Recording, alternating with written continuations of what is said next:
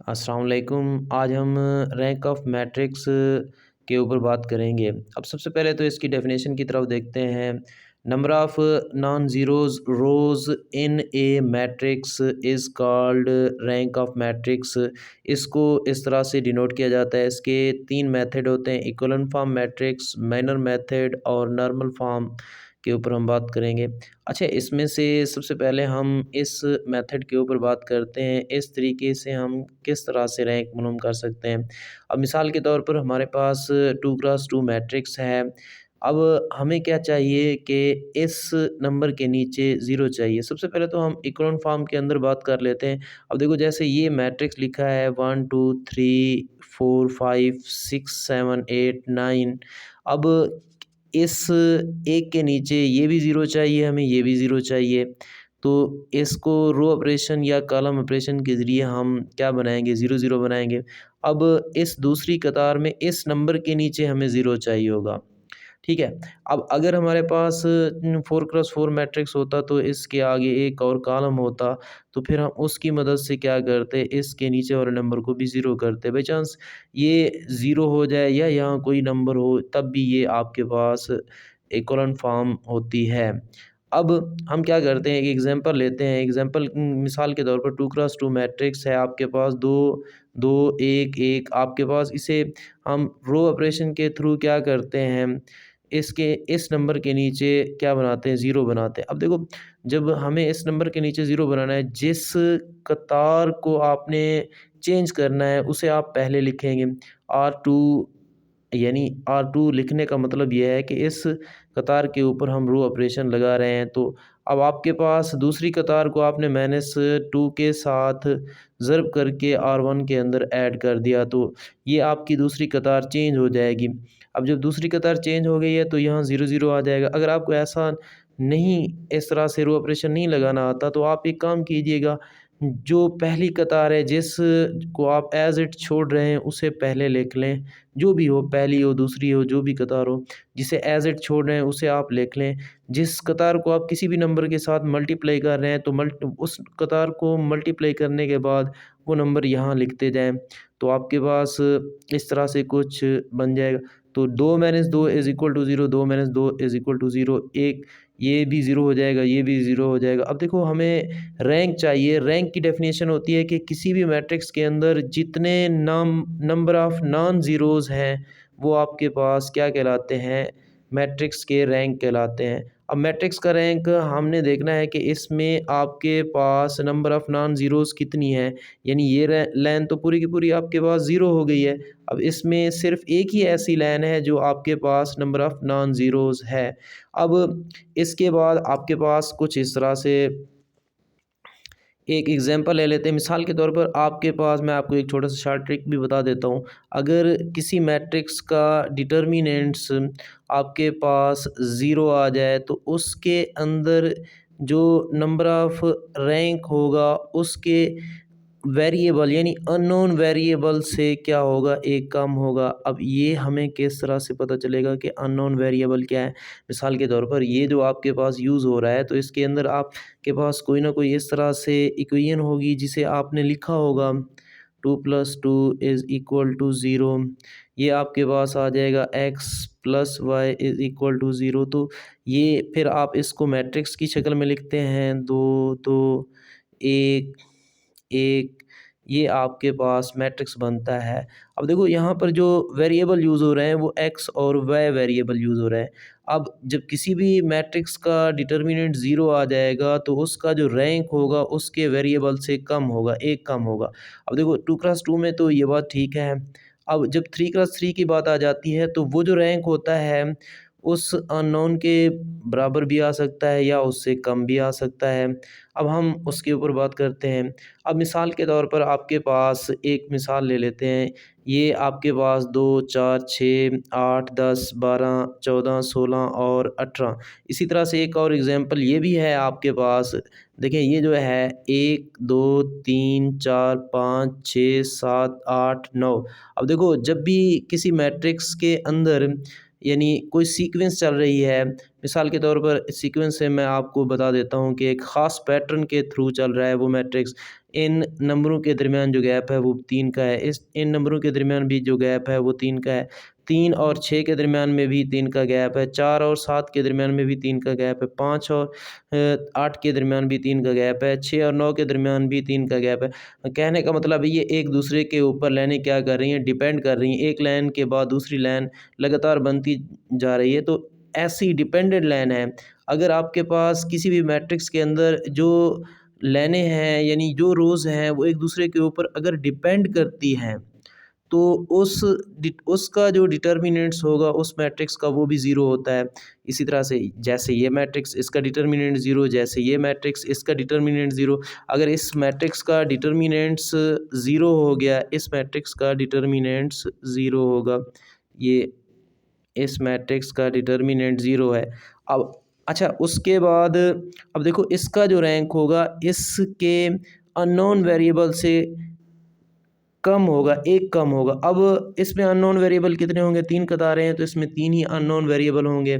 वो x, Y, Z भी हो सकते हैं, x1 x2 आपके पास x3 भी हो सकते हैं।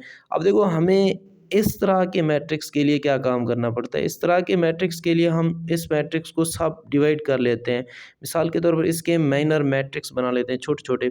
अब 2, 4, 8, 6 का एक मैट्रिक्स बन जाता है या आप 2 यानी या आप 4, 6, 10 और 12 का एक मैट्रिक्स बना लें, ये भी आपके पास एक मैट्रिक्स है। इसी तरह से आपके पास 8, 10, 14 और 16 का एक मैट्रिक्स बना लें या आपके पास 10, 12 और 18 का एक मैट्रिक्स बना लें।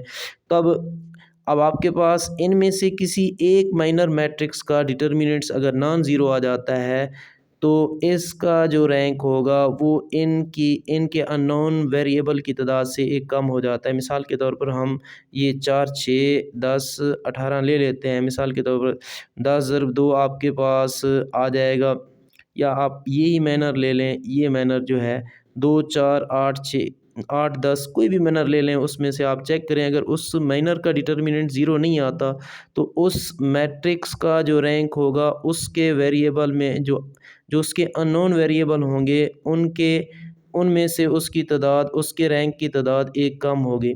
अब आपके पास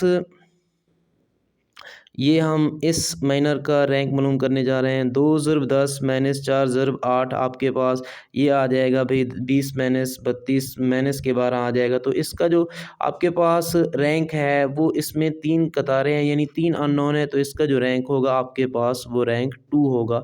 इस तरीके से हम रैंक बड़ी आसानी के साथ मालूम कर लेते हैं। अगर आपको ये डिटर्मिनेंट्स मालूम करने में मसला होता है तो मैंने इससे ऊपर एक अच्छी शॉर्ट ट्रिक वीडियो बना रखी है। आप उस वीडियो को पहले देखें फिर आप जब डिटर्मिनेंट्स लेंगे उसके थ्रू तो आपको तकरीबन 5 सेकंड 10 सेकंड का टाइम लगेगा उसमें आप अच्छी तरह से कर सकते हैं ये काम। इसी तरह से हम एक और मैट्रिक्स का रैंक मालूम कर लेते हैं। मिसाल के तौर पर हमारे पास 2x माइनस 2y जमा 3 ज़ी ये कोई होमोजीनियस इक्वेशन है हम या कोई भी इक्वेशन है आपके पास हम इनका रैंक मालूम करते हैं। तो इनका रैंक किस तरह से सबसे पहले तो इसे हम मैट्रिक्स के अंदर कन्वर्ट कर लेते हैं। उसके बाद हम काम क्या करते हैं इसका डिटर्मिनेंट्स चेक करते हैं। देखें 2 माइनस 2 3 और 2 माइनस 2 और 3 ये आपके पास सेम रोज़ हैं। तो किसी भी मैट्रिक्स या किसी भी डिटर्मिनेंट्स के अंदर अगर 2 सेम रोज़ आ जाती हैं तो उसका डिटर्मिनेंट्स भी आपके पास क्या होता है ज़ीरो होता है। अब हम चेक करते हैं कि इसका रैंक चेक करने के लिए हमें क्या करना है इसके किसी भी एक सब माइनर यानी सब मैट्रिक्स का या माइनर का आपको डिटर्मिनेंट्स मालूम करना है। अगर वो ज़ीरो नहीं है तो इसका रैंक जो होगा इनके वेरिएबल से कम होगा। मिसाल के तौर पर हम ले लेते हैं ये माइनर ले लेते हैं 2 माइनस 2 3 माइनस 1 और 4 आप ले लें। अब इसका डिटर्मिनेंट्स निकालें तो इसका डिटर्मिनेंट्स आपके पास कुछ इस तरह से आता है। इसका डिटर्मिनेंट्स हमारे पास अगर हम इन्हें आपस में ज़रब करें 2 ज़रब 4 तो ये आपके पास 8 ये माइनस माइनस जमा हो जाएगा तो आपके पास 3 बराबर आ जाएगा 11 के 11 is not equal to zero यानी इसका जो रैंक आपके पास होगा वो जो रैंक होगा आपके पास इसके एक वेरिएबल की तादाद से कम होगा। इसमें 3 एक्स वाई ज़ी वेरिएबल यूज़ हो रहे हैं तो इसका रैंक 2 होगा। इस तरीके के साथ हम किसी भी मैट्रिक्स का रैंक मालूम कर सकते हैं। अच्छा, इसके बाद अगर हम देखें हमारे पास कोई भी मैट्रिक्स दे रखा है, मिसाल के तौर पर आइडेंटिटी मैट्रिक्स देते हैं दे रखा है तो हमें इसे इकोलन फॉर्म के अंदर चेंज करने की ज़रूरत नहीं पड़ती। ये खुद बना हुआ है तो हम देखते हैं इसके अंदर नंबर ऑफ़ नॉन ज़ीरोज़ रो कितने हैं। एक ये है, नंबर ऑफ़ नॉन ज़ीरोज़ रो एक ये है, एक ये है। तो इसमें नंबर ऑफ़ रैंक जो होगा इसका 3 होगा। अब मिसाल के तौर पर किसी भी मैट्रिक्स के अंदर नंबर ऑफ़ नॉन ज़ीरोज़ रो या जैसे ये आपको मैट्रिक्स दिया गया है इसमें 2 रो 0 हैं तो इसमें एक ऐसी रो है जो 0 नहीं है तो इसका मतलब इसका जो रैंक होगा वो आपके पास 1 आ जाएगा। अच्छा, इसके बाद हम एक और मिसाल ले लेते हैं। मिसाल के तौर पर आपके पास कोई मैट्रिक्स दिया गया है जिसके अंदर 2 रोज़ एक जैसी हो जाती हैं, 1 0 2 और ये एक और रोज़ आपके पास आ जाती है 2 1 1 2 3। तो ऐसे मैट्रिक्स का जो डिटर्मिनेंट्स होता है, ऐसे मैट्रिक्स का जो रैंक होता है, वो रैंक आपके पास अब इसे हमें चेंज करना पड़ता है इकोलन फॉर्म में। मैं सिर्फ मिसाल के तौर पर बता रहा हूँ, अगर किसी भी आपके पास रैंक मालूम करते वक़्त किसी भी मैट्रिक्स के अंदर आपके पास 2 रो सेम हो जाती हैं, तो उसका रैंक अब ये दोनों एक ही काउंट होंगी। तो एक इन दोनों को मिलाकर काउंट करेंगे, एक नॉन ज़ीरोज़ रो ये होगी तो हमारे पास इसका रैंक जो होगा 2 रह जाएगा। अच्छा, मैं इसकी मिसाल भी दे देता हूँ आप लोगों को।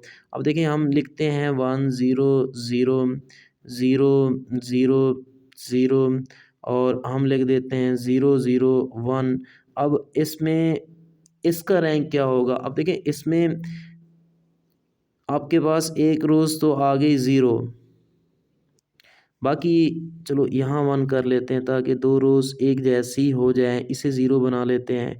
अब देखो एक रो 0 होगी, ये रैंक में से निकल गई, तो एक ये है, एक ये है। जब दोनों रो एक जैसी हो जाती हैं तो उनको एक काउंट किया जाता है रैंक मालूम करते वक़्त। तो इसका जो रैंक हो जाएगा आपके पास 1 रैंक हो जाएगा। ये भी ख़्याल करना है जहाँ पर आपको रैंक मालूम करते वक़्त 2 रोज़ एक जैसी दे रखी हैं तो उसका रैंक आपके पास एक ही होता है, ये ख़्याल करना है। अब आप मुझे बताइएगा कि इस मैट्रिक्स का रैंक कितना है?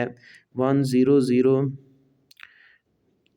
2 0 1 1 0 0 कमेंट्स के अंदर आप बताएँ कि इस मैट्रिक्स ए का आपके पास कितना रैंक है और आपको कितना टाइम लगा इसका रैंक मालूम करने में।